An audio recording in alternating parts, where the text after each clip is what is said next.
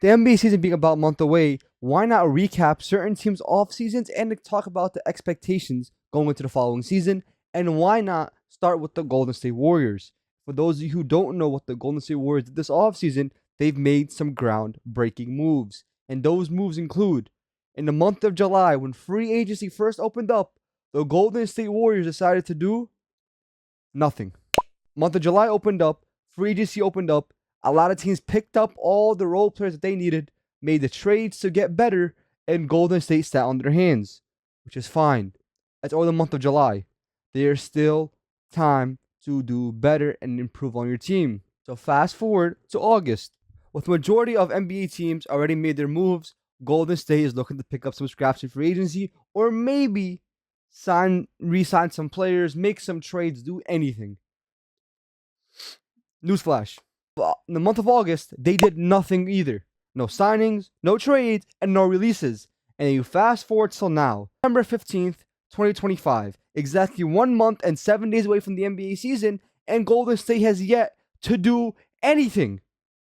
We are 1 month away from the NBA season. You have 3 aging stars leading your team, and you decide to do nothing. Your top 3 stars, Steph Curry, Jimmy Butler, and Draymond Green, are aging stars. Curry is still a superstar in his own right. He is your franchise player. He is your best player. And what do? Nothing.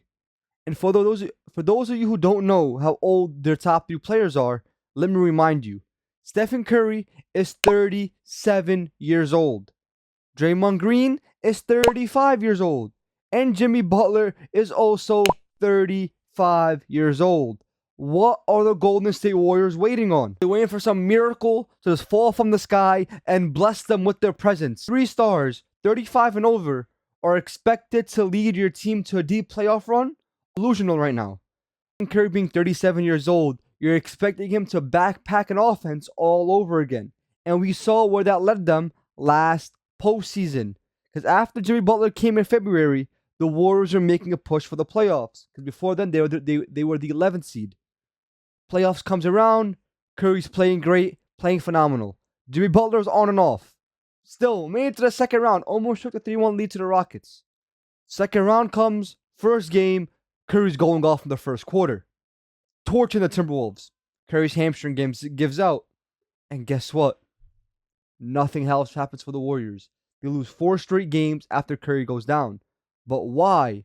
Because you're having this 37-year-old star backpack your offense. And over time, especially when you're that old, it's going to start to wear and tear on you. But the Warriors don't want to bridge that gap. They want to keep their stars being old while having young role players. It doesn't make any sense. There isn't anyone on that Warriors team right now that can alleviate the offensive pressure off of Stephen Curry. You might be thinking to yourself, what about Jimmy Butler? Jimmy Butler is 35 years old. He is far past the years of 2023 of backpacking an offense to the finals and of 2020 when he also backpacked the Heat to the finals. He is long past those days. A lot of people believe that they will see that against the Timberwolves. It didn't happen. It is clear he isn't the same player he used to be, which is fine. He's 35.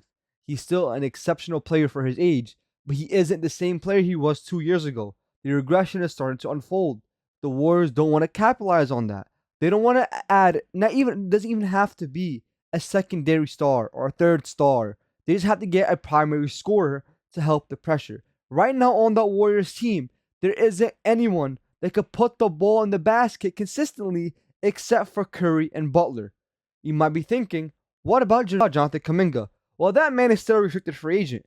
After every single restricted free agent this offseason has gotten their contracts, whether it was Cam Thomas banking on himself and taking the qualifying offer, or Josh Giddey, who just got paid last week, 4 years, $25 million. Jonathan Kuminga wants that 30. The Warriors don't want to give it to him, and no team wants to overpay for a player that no one really wants to overpay for. Reports this morning just came out that the Warriors see all-star potential in Jonathan Kuminga. Kuminga just doesn't want to be there anymore. The Warriors haven't got that notice, apparently. They offered him 3 years, $75 million, which I think is an overpay for Kuminga as of this point. But the Warriors are banking on his potential, and he's still turning that down. I believe he wants to take the qualifying offer if the Warriors aren't going to give him the 30 so that next offseason he can go ahead and get his money. You can't get your money if the Warriors don't want to play you. And at the end of last season, Kuminga was barely getting any PT. He was barely even touching the court, let alone getting any reasonable minutes. He was getting DMP coaches' decisions over and over again. And in the 7-game series against the Houston Rockets, Kuminga only played in 2 of them. Out of the 7-game series, he played in 2 of them. And against the Timberwolves, it was a different story because obviously Curry was hurt. He played in all 5 of those games. And in doing so, he had a 30-point game, multiple 20-point games, and was showing he was being a really consistent player. Still wasn't enough though, but he showed flashes. And I've been saying this since last year. You can see that on the video I made last year on the Warriors when they were doing good, that Kuminga has notoriously played well when Curry's off the floor, which makes it hard for Kerr to even put Kuminga into the lineup when he's struggling to score when the star player's on the court. He can't find his spots. He can't get to his rhythm because then again, when Curry's on the floor, the offense is going through Curry 9 times out of 10, which fault to Curry at all. But Kuminga has to find his place. He believes that he's a better player than his production says. Whether that is true or not, we have yet to see. We've always seen in small glimpses throughout the season. Kuminga's on-off numbers, Kuminga's averages are all up through the roof when Curry's off the court. When Curry's on the court, all that plummets. When Curry misses time, Kuminga does good. When Curry's playing, Kuminga drops. It isn't a knock on Curry, like I said. It's more of Kuminga not being able to adapt to their best player. He wants to be on a bad team where you can put up useless numbers and put up great stats. Average 20 to 25 points per game, getting every touch.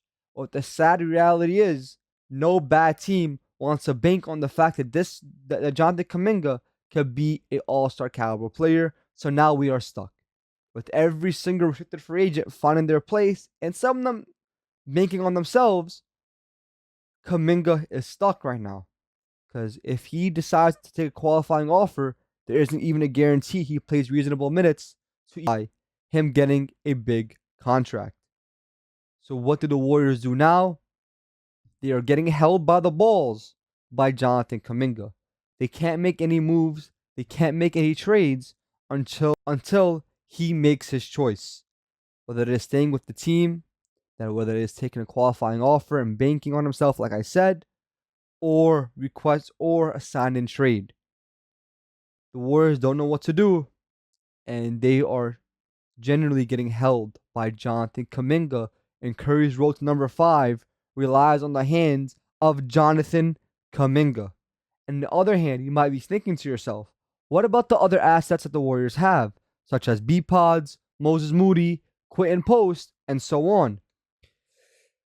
The Warriors have had so many different instances of trading away B-Pods, and every single time they've turned it down.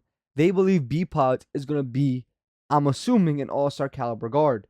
And as we saw throughout last season, he struggled to find his way. Both heavily beginning of the season to the point where 2-3 months into the season, he's net negative and looked lost out there when the ball was in his hands. He wasn't even looking at the rim at most points. Defensively, he was awful. Playmaking and making was at an all-time low. His confidence was low, and it was obvious B-Pods was the wrong player to bet on. Last offseason, they could have traded for Larry Markkinen and turned that down. So now they are stuck with Brandon Podziemski. Even though he did pick it up towards the end of the season and in the playoffs, he is clearly an inconsistent player, which the Warriors don't need right now. And Moses Moody looks like a solid role player at best. Quentin Post was just a 25-year-old rookie. I don't know what you guys want me to do with that. You do with that as you wish. He's about to turn 26. Is going into year 2. Whoever Quentin Post is now, that's probably who he is going to be for the rest of his career. Let's just say the Warriors stay exactly the same, right? Kuminga comes back. They had the same exact roster as last offseason. And let's just say they sign up maybe an Al Horford, the Anthony Melton, someone of those sorts. I hate to break it to you. Last year was, even though the West was stacked, it's not going to be as stacked as it is this year. Because last year the Warriors made it as a 7 seed. They beat the Rockets just barely in 7 games. A young Rockets team with no primary scorer, they only won in 7 games. The Timberwolves series, obviously, we know Curry got hurt, so you can say whatever you want. Oh, if Curry was hurt, if Curry wasn't hurt, we could make the conference finals. We're speaking into what ifs now. 7 seed in a Western Conference that was slightly open last year. And this year, it's even more open because there's a lot more teams who have gotten better, other than the Warriors, who have done nothing, such as the Oklahoma State Thunder, the Denver Nuggets, the Houston Rockets, the Clippers, the Lakers, the Timberwolves. 26 teams off the top of my head. The Spurs, the Mavericks, the Pelicans, already at 9. And then you put the Warriors in there, that's 10. That is 10 NBA teams right there. 11, the Kings. Kings are always in playing territory. Maybe the Suns, another playing caliber team. Who knows? The Blazers had a good run last year and they've only gotten better. So many teams in the Western Conference, you have an argument of 12 to 13 teams competing for the play-in / the playoffs going into next year. The Warriors are included. A lot of these Western Conference teams have made steps in the right direction to get better outside of the Warriors. Realistically speaking, if every team in the West is healthy, and as it stands right now, the Warriors could find themselves bottom of the play-in or out of the play-in completely. With the roster given now, this Warriors team isn't going anywhere. They aren't going to compete for shit. They're going to have the same year they had last year before Butler came to the team. But I'm saying if Butler doesn't have a full year on the Warriors, surely they're better. That isn't a fully guarantee. But even though Butler's there, the West is just so stacked that every game matters. So Curry's going to miss some time with knick-knack injuries. Butler's going to miss some time with knick-knack injuries. Draymond Green is going to miss some time with some knick-knack injuries and some suspensions.